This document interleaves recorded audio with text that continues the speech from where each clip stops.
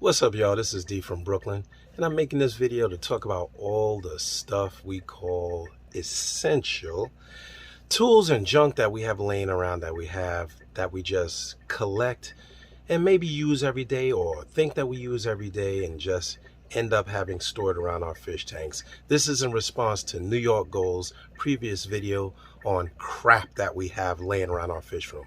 So let's take a look at the crap I've got laying around, and believe me, there's plenty of it. Well, let's just take a look at Au Naturel. I'm not cleaning it up. This is the way most of our fish rooms kind of look. It's like I got my little platform here for the nano tank. This is just one of, I think, what I have about 13 little tanks set up here. A few of them are saltwater, a few of them are freshwater. So I have a conglomerate, a collection of stuff that I use on the regular every day here. Let's get a closer look at it here. First of all, everybody's got a net. I got a net. This is for the little stuff. Usually if I clean up like a little algae, you see I got a little algae around there. Or if I gotta pick up something in the tank, I'll use the net because a lot of the corals have a slime coat. It can be toxic sometimes. You can damage the coral. If I don't have to touch them with my hands, I try not to. And when I don't want to touch them with my hands, I have this pair of long tongs. Really good tongs, stainless steel. You got to rinse them every time, but you know, pretty strong, picking up stuff. You know, got to have your tongs. Especially I use it just to stir up the sand or to place a frag. If I don't want to handle it, I'll just place a frag. I'll pick up the frag by the little frag plug, place it where I want to place it, and just kind of move it around with the tongs. So you got to have your tongs for various reasons. The net, I actually am cheating because not only do I have stuff around the counter, but I also have stuff that I have hanging up. I got little shelves here. I got extra pump here. I got magnetic algae scrapers here, an extra net. If you look over there, another net here, another net. I have my little hose cleaner. You always need one of these. Clean out your U-tubing for like your overflows, or sometimes I just use it to clean out like rock. If I want to scrape around a coral or a rock, you'll see that it's a little bent. I keep moving in and out, try to focus. You see it's a little bent, so I can kind of get in there and clean around a frag plug or a rock or something. So you always have a usage for these little tube cleaners. Yeah, that's one. You always got to have a razor. I always got a razor. I got about a set of maybe 100 of these because they don't last long. They're good for one use, great for cleaning the glass, cutting plants. I do have freshwater systems down here. Cutting frags. If I want to remove like algae or like just cutting. I have chalices where I can use and cut a chalice, or just break it in half and do little work. You always got these little razors, but especially for cleaning the glass, if I got some stubborn coralline algae on there. And for that, I picked up one of these grape eyes. When you can find them, they're awesome. They hold the razor. They're usually in like an auto parts store or something like that. You can find them in your dollar store if you're lucky, just so you're not handling that razor by hand. You pop a new one in there, you flip them out, you replace it, put another one in there. Or if you're storing them, if you have kids around, you shouldn't have these razors sitting out, but you can also turn it the other way, and this way you don't have a sharp edge sitting where someone can cut themselves. So one of those things I always have close by. I have my dish. I have my dish. I have the cup upstairs. This is my dish for I mix flake food in this dish. I use flake foods for the saltwater tank sometimes. Some brine shrimp, I throw them out in this. Right now, there's a little bit of caulk washer in here because I had some caulk washer that I used to kill some aptasia. I use these. I have a bunch of these cups. I get them for like a 25 or 50 pack. These are usually like hors d'oeuvre cups in the 99 cent store. They come with covers. They're great for throwing out food, holding frags, mixing chemicals. Like I said, I had the aptasia problem. I got another aptasia right there that's driving me nuts right now. And I mixed the cork washer in here really concentrated with some tank water. I use my little syringe here, which is going to bring me to the next thing, and I kind of boop hit that aptasia with the cork washer slurry, which brings me to this syringe, plastic syringe, milliliters, 100% necessity. I'm gonna tell you why. When you get those capful measurements, when you buy like a stress code or chemical additives, or even when we get things like iodine, like I use Lugol's iodine solutions. I dose iodine in the reef tanks once in a while. This one down here and the one upstairs. I don't believe those capful measurements. I like to just go by this measurement here. I got 1 milliliter all the way up to 10 milliliters. I know exactly what I'm putting in. I can even dose it a little bit at a time, drip by drip, instead of just pouring it in the tank. I like to use this to apply whatever I'm dosing right where there's high flow, so I can control it. And once again, with this, you can see the measurements. You know exactly what you're putting in the tank. So I always have a couple of those laying around. Good pair of scissors. I don't use this so much for the saltwater tank. I do use it for the saltwater tank to cut chaeto. I have some chaeto in the tank, or to cut frags. I have this. This is a very sharp pair of long nose scissors, stainless steel. Plants I cut, coral I cut when I'm fragging. Let me get a close up of the tank. You can see this is all mess. I didn't clean it up because I wanted to show you just the kind of crap I got laying around here. But a good pair of scissors, and long, because if I want to reach into the tank that has some algae in there, I can cut it. Or if I don't want to remove a frag from the tank, I can actually cut it right in the tank. I don't like to do that because I don't like to have all of that release from cutting the coral exposed and released right into the tank. But good pair of scissors is always needed. One of my favorite tools here, and it's right up at the top, it's usually laying down here, my glass cleaner. Good old-fashioned razor filled glass cleaner here does the job. I kind of just reach in there, clean my glass. This has a glass top because I got it away from the open top setups, but got to get a nice long one. This one has an expansion head on it, so I can make this actually 3 foot in length and do my little quick cleanups. Boom, boom, boom.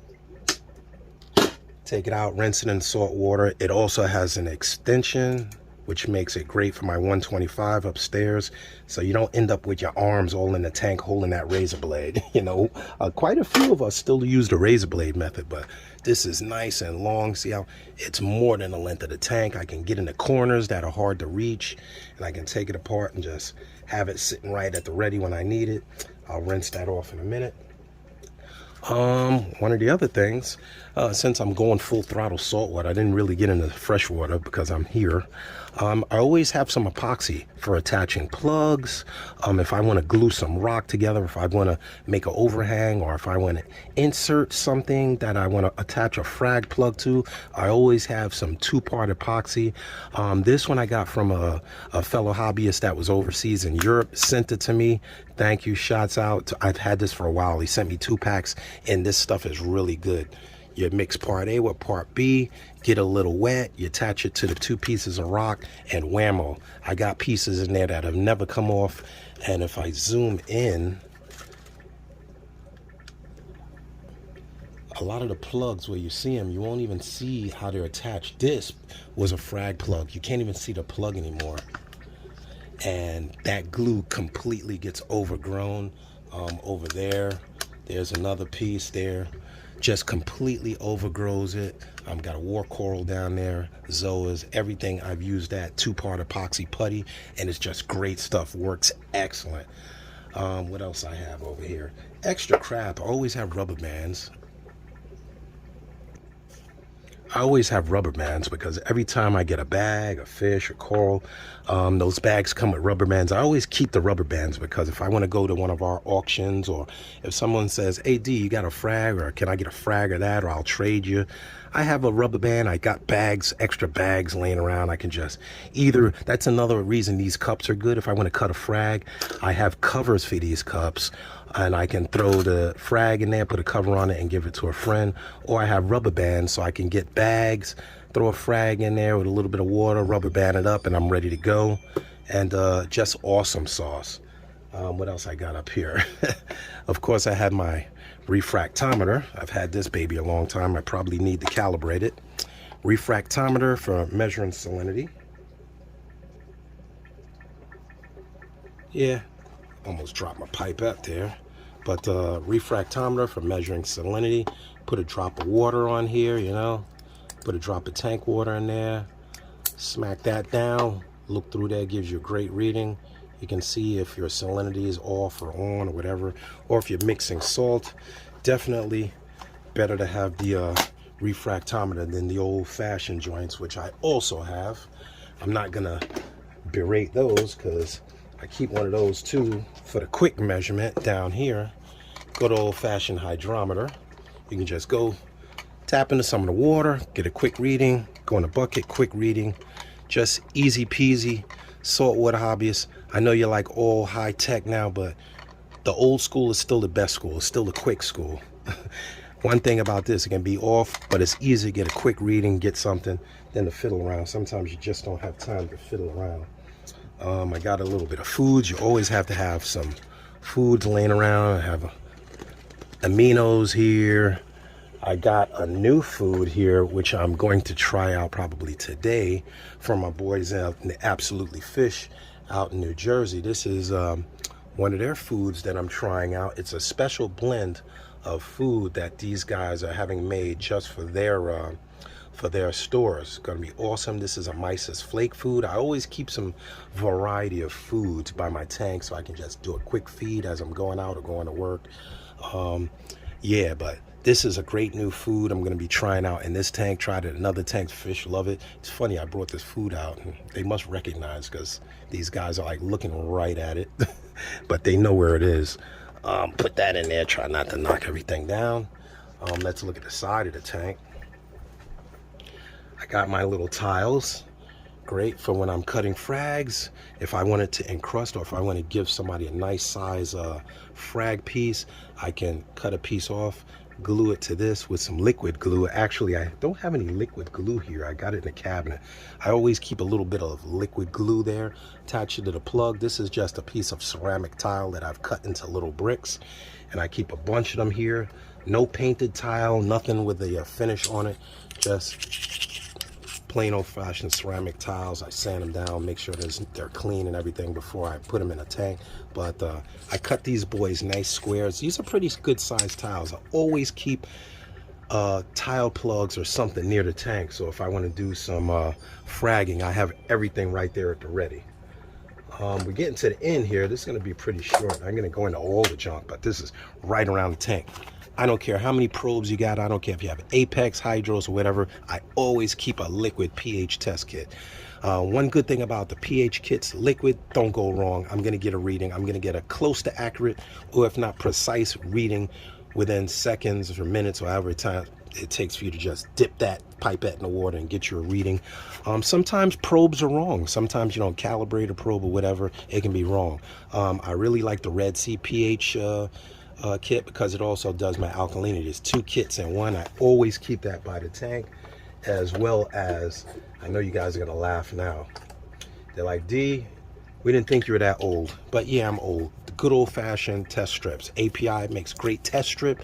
This, I believe, 100. Good thing about this, once again, when you got a lot of tanks, I like to do things quick. If I go buy a fish, a frag, even a plant sometimes, I want to test that pH that they come in before I acclimate it or put it in a tank. Sometimes you can get a fish, the fish you get was in a tank that was, the pH was really low, yours is really high. You can actually shock the fish. Same thing for coral. Sometimes you can just shock them and kill them right away. I take a strip, boom, dip it, boom, dip it, tank, see how close they are before I do anything. So that is for you, New York Gold. This is the collection of all the crap that I have around the tank, and this is a small tank. This isn't even my big tank, but you can see I got a few tanks over here. I got like 3 over there, 1, 2, 3 here, got 1 down there, got a whole bunch of junk laying around for me to coming home from work and throwing my stuff down. Yeah, wife will kill me later. Got those tanks, and once again, the good thing about those little things is you can use a lot of these things for a freshwater or saltwater tank. So this is D signing out, trying to wrap it up. Let's see what you got laying around your tank. If you got a whole bunch of crap laying around your tank, make a video, share it in the comments. Let's see what you're talking about. Once again, don't be stressed, be blessed. I keep my sanity by keeping my aquariums. Love, peace, and hair grease. See ya, bye.